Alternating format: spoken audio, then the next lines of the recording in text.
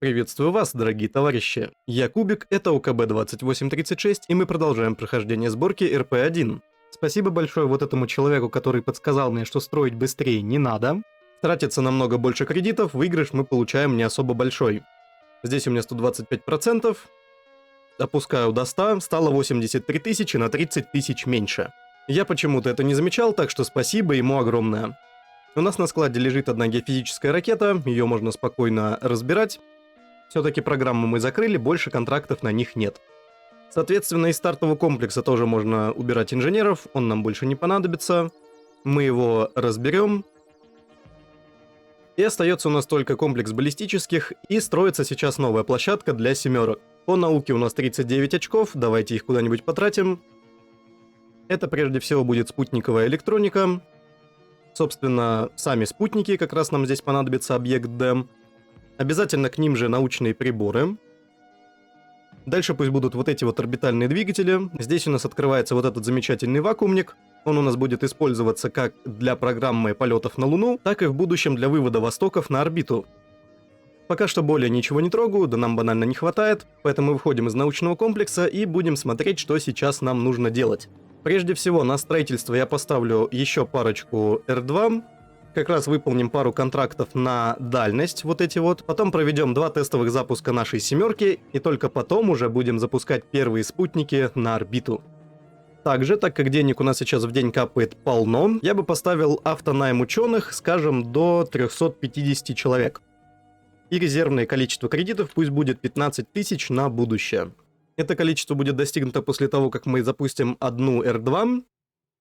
Вторая у нас, скорее всего, полетит позже, потому что они собираются слишком быстро, у нас там банально срок не успеет накопиться. Наверное, нужно будет вот это время никого не нанимать, чтобы потом влить все финансы в найм, собственно, инженеров для работы над семерками. А сейчас давайте дожидаться строительства ракет и приступать к запускам.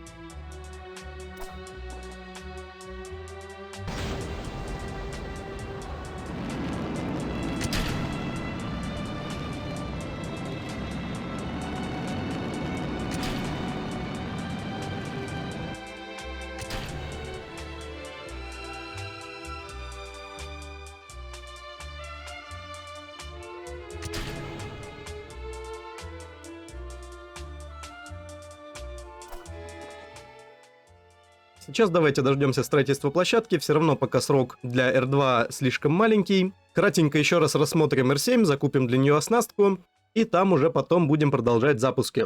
Вот наша семерка, которую я обозревал в конце прошлого эпизода. Давайте закупать для нее оснастку, это будет стоить 66 тысяч анлок кредитов.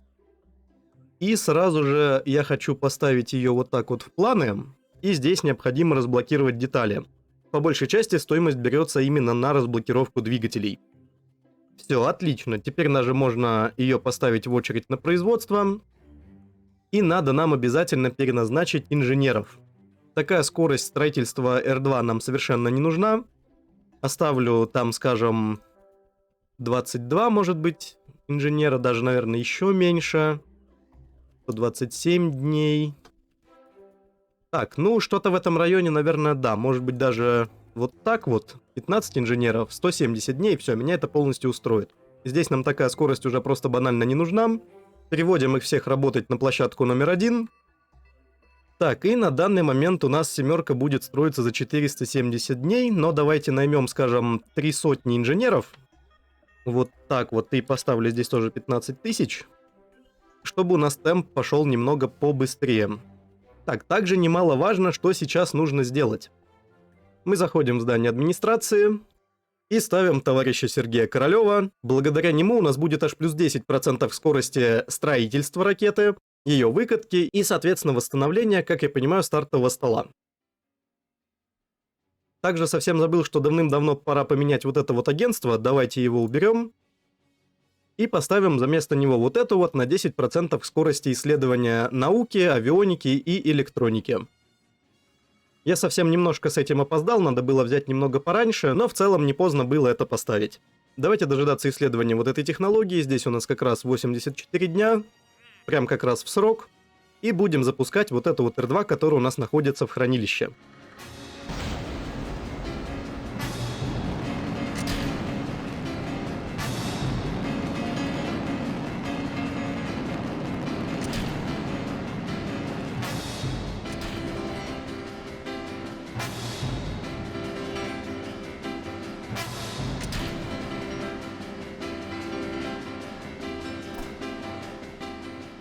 А вот тут-то обнаруживается, что семерка у нас строится быстрее, чем вот это R2. Целевое количество инженеров нанято, поэтому нам остается только дождаться строительства и провести первый тестовый запуск семерки. Ура! Давайте брать контракт для начала на 3000 километров дальности, выкатывать ее на стартовый стол. Это, кстати, очень дорого, мы даже в минус ушли, удивительно. И будем проводить первый тестовый запуск.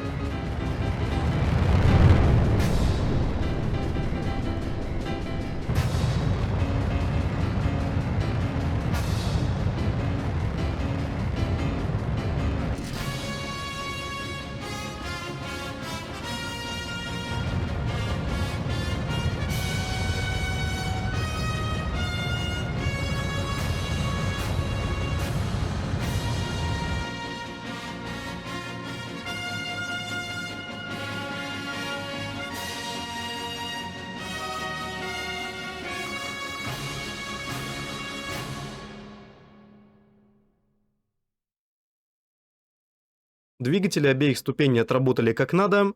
Ракета преодолела огромное расстояние, даже больше, чем предлагает контракт. Нам остается выполнить еще один контракт на 5000 километров. Собственно, это будет второй тестовый запуск ракеты Р-7. И уже потом будет первый орбитальный.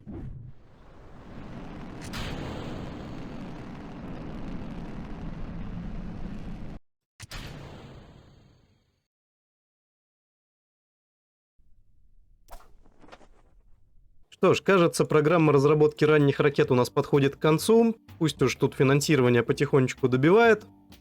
В целом, нам брать сейчас больше нечего, пока мы не запустим первый научный спутник, больше тонны.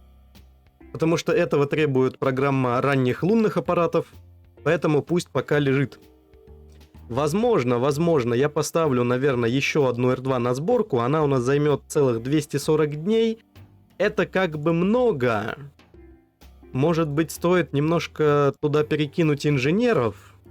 Здесь у нас еще остается в районе полугода. Поэтому не знаю, насколько это будет целесообразно, но ладно, пусть будет. Давайте, наверное, все-таки найму, чтобы было, ну, хотя бы 150, может быть, что-то в этом роде. Вот так вот 180, давайте еще десяток, вот 30 инженеров. 120 дней, да, вот пусть вот так вот будет. Их потом мы тоже перебросим на площадку номер 1. Слишком много денег у нас это не занимает, все нормально. Тем временем у нас чуть больше месяца до строительства второй семерки. Давайте дожидаться и выполнять еще вот этот вот контракт.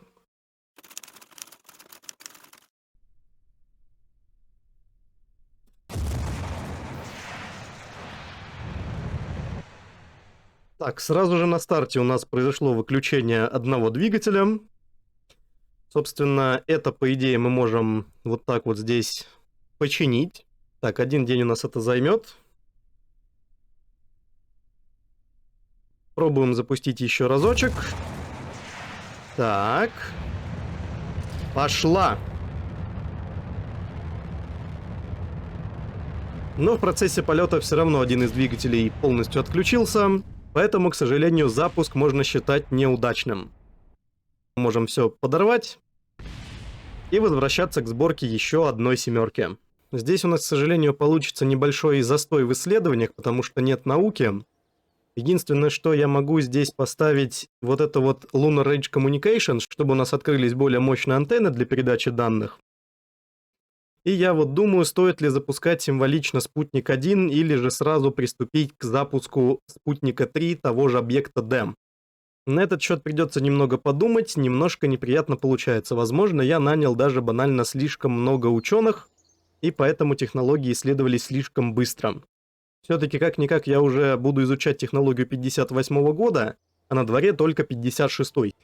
Ну ладно, давайте дожидаться всех строек и пробовать запускать еще раз. Вот так и живем, не ждем тишины. В юности нашей, как прежде, верны, а сердце, как прежде, горит от того, что дружба превыше всего.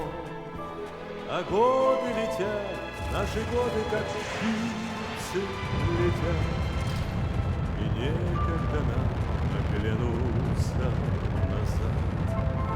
И радости встреч, и горечь разлук мы все испытали, товарищ и друг. А там, где когда-то влюбленными шли деревья, теперь подросли.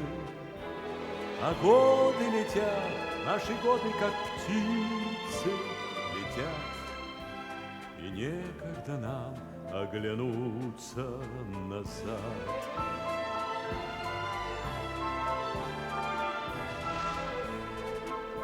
Не созданы мы для легких путей. Повторная попытка оказалась полностью успешной, двигатели отработали отлично, программу, считайте, мы завершили. Можно возвращаться в космический центр и закрывать программу финансирования разработки ранних ракет. Теперь можно подумать о запуске первого спутника. Все-таки я, наверное, склоняюсь к тому, чтобы запустить именно спутник-3, то есть объект DEM, ибо в наших интересах все-таки начать добывать науку, чтобы исследования не останавливались. Да и реальность, считайте, мы опережаем на целый год. То есть у нас все с этим прекрасно, мы все полностью успеваем. Поэтому я беру вот эти два контракта и будем устанавливать объект D на нашу семерку. Так, и для его запуска, так как он требует уже определенных модификаций, я буду использовать вот эту модель на изогридных именно баках. Обязательно, потому что они полегче и вытянут побольше.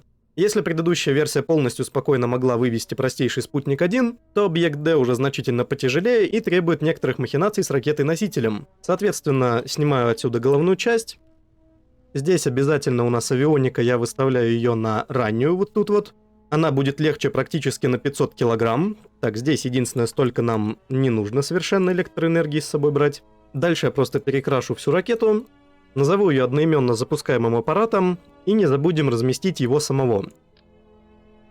В конструкционных деталях для него адаптер, собственно, он сам. Сразу же делаю его главной деталью. Проставляю все эксперименты, которые здесь должны находиться. Детектор микрометеоритов, спектрометр, магнитометр и детектор радиации. Вот это вот теперь все надо включить. Здесь на этом все. Так, по потреблению электроэнергии у нас что здесь? 100 милливатт, 6 ватт, 2 ватта. Здесь вообще не потребляется.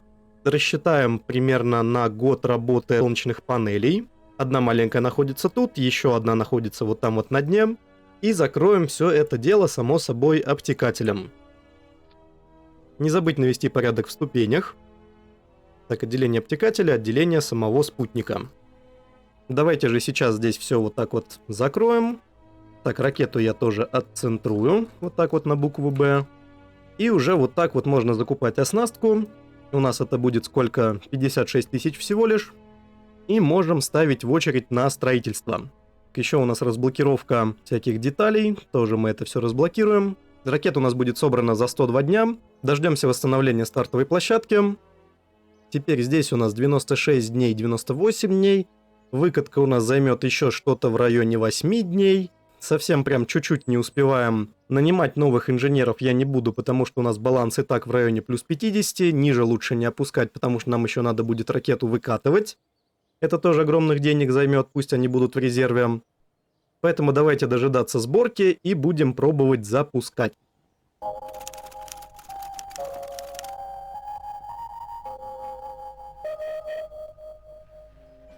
В СССР произведен успешный запуск первого спутника.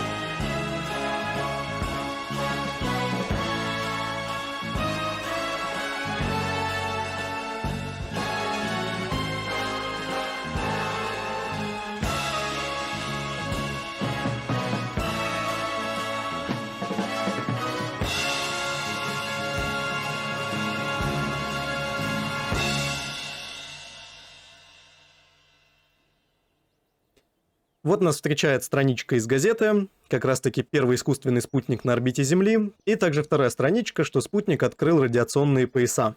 По репутации 989, все отлично. Так, по науке 11 единиц. Куда бы их можно было бы потратить? По-хорошему бы нам еще вот совсем немножко сюда, буквально 4 единички. Ну ладно, подождем месяцок, в принципе столько будет. И как раз поставим на изучение. Давайте смотреть, что у нас здесь есть дальше. Собственно, вот здесь мне нужен спутник на полярную орбиту. Как раз таки на него мы разместим телевизионную камеру и будем получать еще большее количество науки. Здесь у нас опциональный контракт на испытание семерок. 6000 дальности, 95 репутации, кстати говоря, неплохо. Тоже будем иметь в виду. Сейчас я попробую собрать какой-нибудь простейший спутничек, и там уже поглядим. Итак, вот что-то в этом духе я хочу запустить на полярную орбиту. Такая небольшая пародия на реальный спутник. Он находился на наклонении 75 градусов, у нас же будет 85-95. По контракту он должен весить более 400 килограмм, собственно он столько и весит. Так, отсюда убираем объект. Ставим его сюда. И пусть под таким большим обтекателем он у нас здесь будет располагаться. Так, теперь здесь отцентруем на буковку B все так же. И давайте тоже собирать и запускать его на околополярную орбиту. Также нам стала доступна программа на Луну. Ее я возьму, скорее всего, на скорости Fast, потому что здесь нужно будет выйти на орбиту Луны с определенными параметрами. Вот, поэтому с этим я торопиться не хочу. Она нам принесет еще больше денег, 969 кредитов в день. Сразу же начну улучшение здания контроля миссий, нам это пригодится, в том числе для завершения программы финансирования, и потом нам еще надо будет улучшить центр слежения. Так, здесь по инженерам давайте до 500 добивать. Вот так вот как-то. Угу. Так, это у нас через 33 дня произойдет, как раз таки может быть накопится наука, и мы можем поставить что-нибудь еще в очередь. Так, 24 единицы, очень здорово. Так, обязательно на изучение Луны 1. Дальше наука пусть лежит, вероятнее всего мы будем двигаться дальше вот в эту технологию. Возможно, будем проводить испытания на более высоких скоростях и, соответственно, возвращением на Землю. Так, а пока что можно закрывать. Она у нас изучится через 220 дней. Плюс 100 у нас на балансе. Все супер, мне все нравится. Давайте дожидаться строительства ракеты и, наконец, запускать полярный спутник. Выкатываем ракету, производим запуск. Жить и верить — это замечательно. Перед нами небывалые пути. Утверждают космонавты и мечтатели, что на Марсе будут яблони цвести.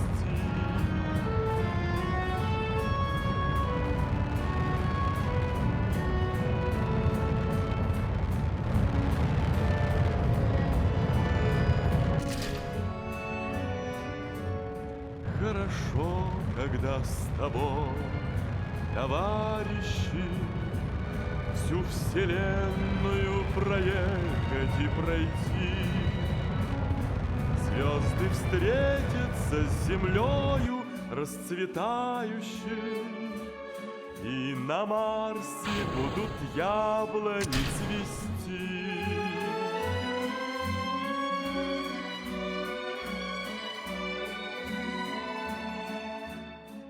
Итак, у нас пошла съемка поверхности. По сути, эта капсула — это один большой аккумулятор на 78 мегаджоулей. Огромное количество абсолютно. По сути говоря, не нужная, но для контракта она требуется. Давайте, кстати, дождемся его выполнения. Есть такое дело. Сделаю себе на память скриншотик. И высота конкретно этого спутника у нас находится на 3000 километров. То есть это еще выше, чем наш предыдущий объект D. Репутация у нас, кстати говоря, перевалила уже за 1000, уверенности 3200. Вообще супер. Мне очень нравится, как у нас идет прогресс. Очень обидно, правда, то, что одна семерка у нас потерпела разрушение. Иначе бы изучали мы тоже все в срок. А здесь приходится, что вот так вот месяц-два как-то вот такого небольшого простоя. Но ничего, космос это непросто. Мы будем продолжать делать маленькие шажочки на пути к звездам. Уже сейчас у нас появилась возможность закрыть программу ранних спутников. Но пока я ее придержу, пусть у нас еще вот эти докапают денежки за этот год. А мы, друзья, займемся с вами Луной. На нашей семерке появляется 3-я ступень. Это, собственно, и есть разгонный блок для нашего аппарата Луна-1. Здесь, в общем-то, ничего такого сильно необычного нет. Авионика на 7 тонн. Небольшой вот такой вот кожух, чтобы было красиво. Сам топливный бак. И, естественно, сам вакуумный двигатель, которому я сделал немножко вот такие выдвинутые рулевые. Аппарат, исходя из симуляции, спокойно достигает своей цели, поэтому сейчас закупим оснастку и будем ставить в очередь на строительство. Из закупов, по сути, сам вот этот 3-й блок. Так как сам космический аппарат у нас сейчас недоступен, так как сама технология не открыта, я поставлю главную деталь на авионику. Так, единственное, теперь надо все поправить. А то как-то не очень получилось.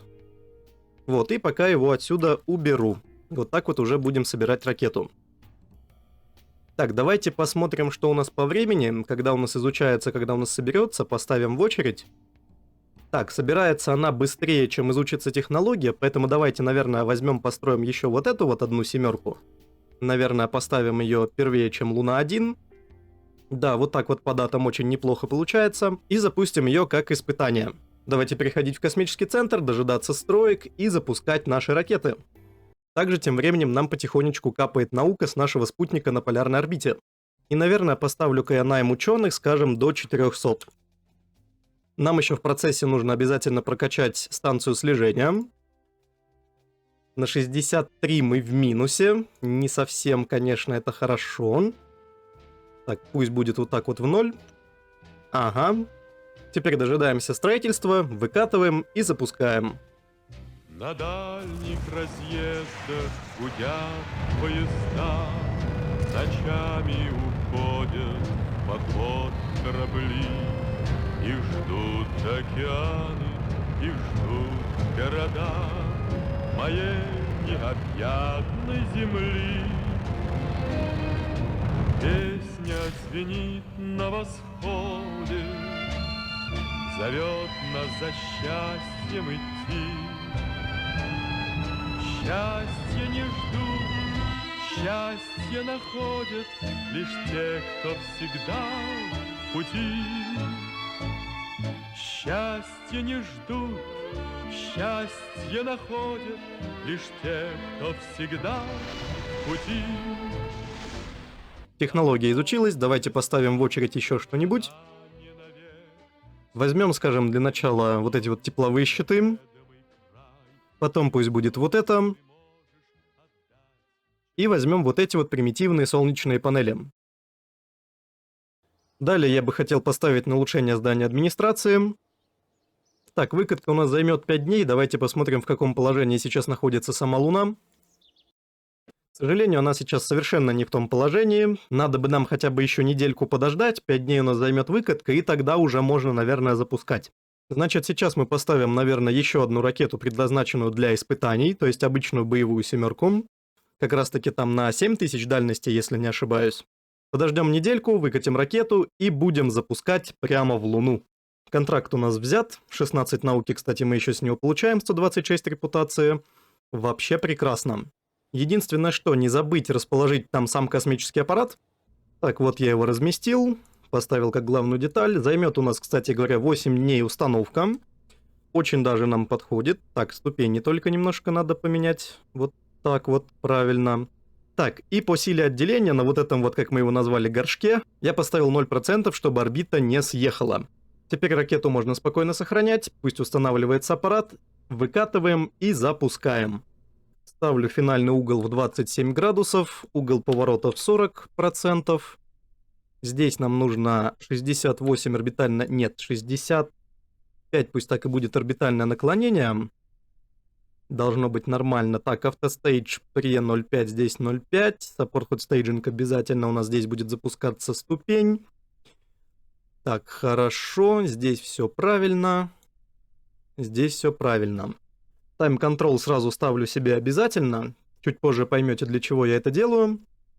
Так, Lunar Transfer. Вот это вот окошко открывается у нас здесь вот справа. И давайте посмотрим по принципе. Так, поставим вот так вот, где у нас находится Луна сейчас. Так, а сейчас она находится в очень даже хорошем положении. Не самом, конечно, идеальном, как хотелось бы, но в целом ничего. Так, будем перехватывать ее где-то вот в этом месте. Там как раз вся задняя сторона Луны очень хорошо видна. У нас же с вами сейчас 22 ноября 1957 года. Давайте здесь Lunar Transfer я дождусь 90 градусов. Как я это делаю. Да, не совсем, конечно, так, как хотелось бы. Даже немножко опаздываем. Так, и плюс-минус давайте вот так вот и запускаться.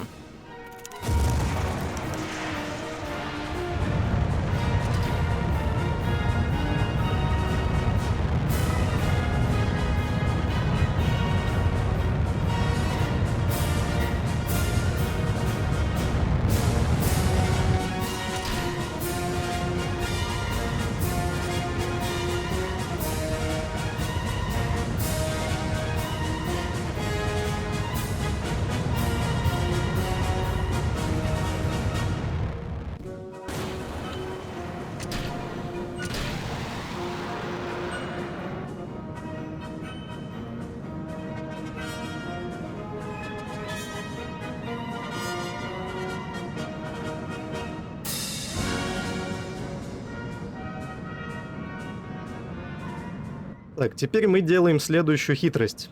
Активируем Slow Motion, выкручиваем скорость в 0 и давайте строить план полета нашей Луны. Добавляю маневр обязательно. Так, здесь поставлю длительность где-то вот так вот. Единственное, что еще забыл, нам обязательно нужно смотреть относительно Луны. Сейчас только на нее переключиться еще вот так вот чуть-чуть. Скорость прибавлю. Да, прям именно для Луны 3 как будто бы сделано сейчас время. Прям полностью вся задняя сторона видна. Ну ладно. И теперь давайте смотреть. Во-первых, немножко сейчас сбилось, надо удалить маневр, добавить новый. Здесь я время выполнения поставлю 0. Так, может быть чуть-чуть вот так вот через 1 секунду. И давайте выстраивать, как у нас будет проходить траектория. Так. И вот здесь вот будет четкое попадание. Вот прям вот так вот для надежности даже сделаю. Теперь здесь прожимаем кнопку «Показывать на навболе». Это у нас, собственно, маркер нашего маневра. Сейчас отключаем автопилот. И стоим по маневру. Чтобы у вас, кстати говоря, двигатель не выключался при выключенном автопилоте, потому что есть такая история. В настройках MicJab непосредственно вот здесь вот можно будет открыть и там выбрать, чтобы он не отключал двигатели. Так, сейчас нам нужно потихонечку вот так вот ускорять время и ориентироваться по маневру. Пусть у нас пока прожиг проходит так, как проходит. Я вам пока покажу вот здесь вот в настройках вот этот вот пункт. Модуль Disabling Does Not Kill Throttle. Вот это обязательно, чтобы было включено. Так, ну, в общем-то и вот. Мы выстроились точно по маневру. Можно в целом просто дожидаться его выполнения, но так как у нас прожиг был немножечко не по точке изначально, я для достоверности его удалю и построю еще один такой же.